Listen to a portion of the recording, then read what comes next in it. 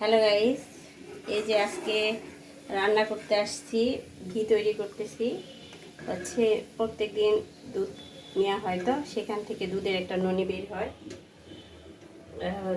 সেই এখানে বাড়ি থেকে গেলাম দুধ দিছে আমার।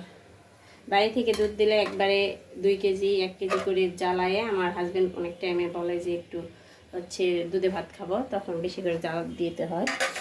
আর এখানে রান্না করছি, ঠান্ডা তো চলে যাচ্ছে, সবজি পালং শাক দিয়ে আলু আর টমেটো আর সিম দিয়ে একটা সবজি রান্না করছি। আর আজকে রান্না হয়েছে নদীর একটা মাছ পাইছিল, পাঙ্গাস, একদম নদীর। এই পাঙ্গাস রান্না করছি। আমার ছেলের জন্য বিশেষ করে পাঙ্গাসটা রান্না করতে হয়, ও কাটা কম, ও খেতে পছন্দ করে, এই জন্য পাঙ্গাস রান্না করছি।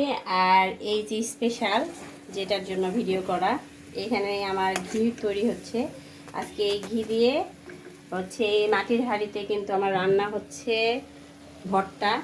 স্পেশাল আমার শ্বশুরবাড়ির এই ভর্তাটা। এখানে আছে সিম, টমেটো, আলু আর ফুলকা, পেঁয়াজের একটি ফুল, ওটা দিয়ে আসলে অনেক মজা হয় এই ভর্তাটা। এই যে টমেটো, এইভাবে দিছি, আর আলু দিছি, এই যে ফুলকা দিয়ে, সিম দিয়ে, এটা আসলে ভাজে ভর্তা হবে পাটায়।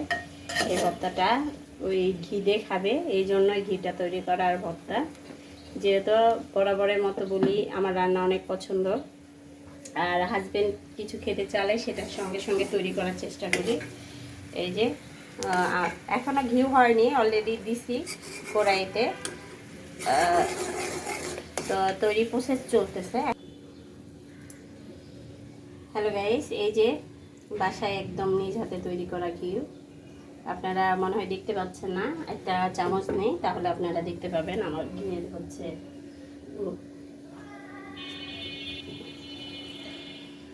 এই যে বন্ধুরা, এই যে ঘি ভিতর, এই যে ইয়েটা দেখতে পাচ্ছেন, এটা কিন্তু ননি, হ্যাঁ, কেবল শেষ করছি।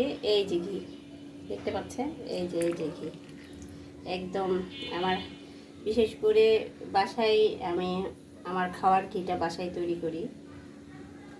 আর রান্নার বিরিয়ানি টিরিয়ানি এগুলো যখন রান্না করি অন্য কিছু, তো বাইরের কিনা ঘিটাতে। আর ও ভর্তা দিয়ে ঘিটা খুব পছন্দ করে, নিজ হাতে তৈরি করা ঘি। এই যে বললাম, হাঁড়িতে আমার মাটির হাঁড়িতে ভর্তা হবে, ভেজে ভর্তা আজকে। আর ঘি ভাত। তো সবাই চলে আসেন আপুর বাসায় ভাইয়ের সঙ্গে ঘি ভাত খেতে। তো সবাই ভালো থাকেন। আর আমার ঘিটা কেমন হয়েছে, রান্না আজকে রেসিপি কেমন হলো, সবাই জানাবেন কমেন্টে অবশ্যই। তো সবাই ভালো থাকেন, সবাই আমাকে সাপোর্ট করবেন, সবাই ভালো থাকেন। আল্লাহ হাফেজ।